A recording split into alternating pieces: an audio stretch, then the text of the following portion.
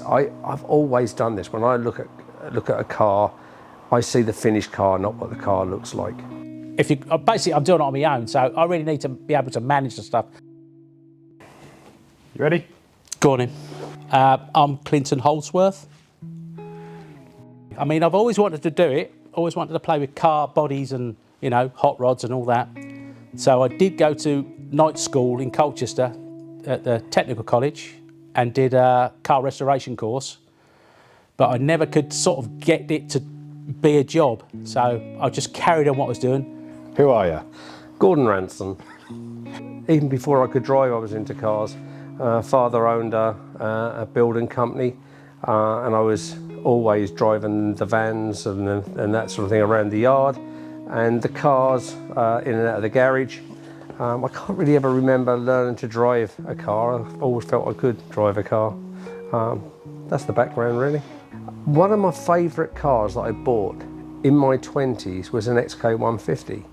A green, still around now it is, but it was a green with green interior. And I think I was just amazed at that time how fast it was.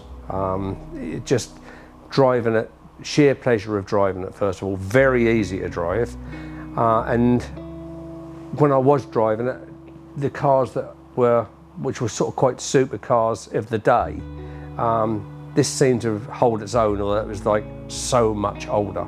So I love that car. I've always loved the shape of the XK, and I think that's probably why this XK120B special is going to be quite special. We had to decide exactly what we were sort of aiming for. That's the thing, you know. What do we want it to be? And me and Gordon sort of discussed it, and we sort of said, well, we want it to look a bit sort of Alfa Monza, or a bit sort of that way, but it also wants to be, you want to look at it and think, oh yeah, I wonder if Jag actually made that, you know. It's got to have a bit of Jag look about it.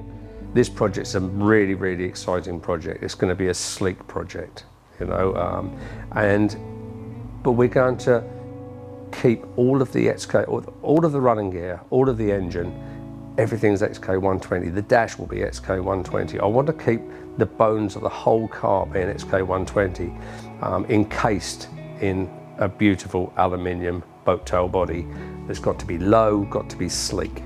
It's obviously a certain criteria. Obviously, you've got to fit a driver in there fairly comfortable, maybe two, depends what.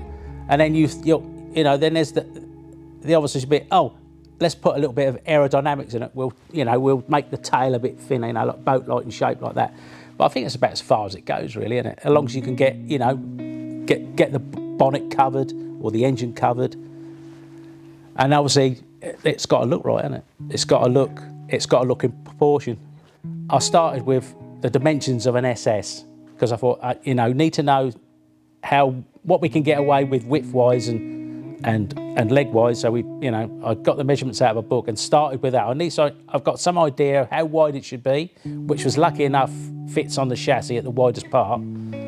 And then the rest is just made up. It's just like, oh, I think that looks right, and I think that looks right, and then we'll just try it and see. We'll get the seats in, put the seats in, see if the leg room's right, see if we've got to move anything about. That's a beauty of just a wireframe, because we can just cut it and change it with very little trouble at all.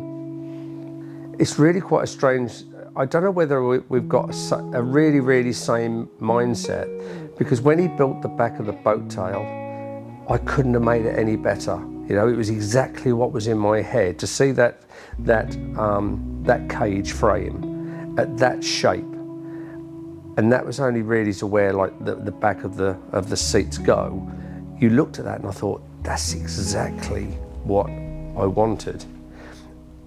I know I didn't want doors, so I knew I had to have sculpted area there. And he built the bulkhead frame, and then when he married the two up, I thought, it's absolutely spot on.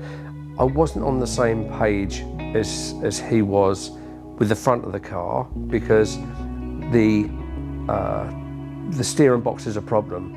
But in my mind, the steering box could be replicated as a supercharger. Although it hadn't got a supercharger, we could have made it look like it got a supercharger. But then the more I spoke to Clinton about it, he said, well, it hasn't got a supercharger. that's got a box that we don't really want there. Why don't we change it to a rack? And that gave us another problem, that the rack, the radiator doesn't suit the rack. God, yeah, it's got to look right, hasn't it? And it's got to be in the right position. You don't want it too far forward, that'll look odd. You don't want it too far back. But there are some challenges. We've still got to sort out the steering yet, so that's why it's just a wire frame at the moment. The shape's right, it's just where it ends up. I was on eBay, where I spend many, many, many hours, and last weekend an XK120 rack and two-stage column came up for sale, and we bought it straight away. So we're waiting for that now to arrive. So that has done away totally with the right-hand drive box. That allows us to make both sides of the car equilateral and sleek, and following the shape of the 120 chassis, which is going from very wide to very narrow, down to the front. It's going to look stunning. At the moment, I'm doing the floor because we've got to get some seats put in it to somebody to sit in it, and then get them to sit, actually physically try and sit in it and see if it's going to be in the right position. And then once we've done that and we got the front sorted out, the radiator and the steering, and then we'll start making the body. We'll start making panels to fit on it. It's not a massive piece of body work, if you see what I mean. Not front cladded with wings, with inset lights and grills in it. It's a bit easier, but yeah, there'll always be, even if you're best will in the world rolling it, it's on a wheel, there'll be lumps and bumps in it. I suppose, yeah, the awkward bits are just getting all them bits ready before you can get the body. You get started on the body. Once the body starts going, it'll go on fairly swiftly. A 1930s, 40s style race car. Yes, that's what I wanted. A two-seater. I wanted a race car. I wanted it to be aerodynamic. I wanted the headrest behind the seat going into the body to be aerodynamic, which is one thing Clinton and myself are a little bit of loggerheads. He doesn't like that. But I also don't want a car where your head and shoulders are out of the car. I want to be in the car like it's a race car. It's tailored around the driver, absolutely. I get to build something that I'd probably never get a chance to do myself. So, I get to express myself on that car and how it should look. And yeah, it's great.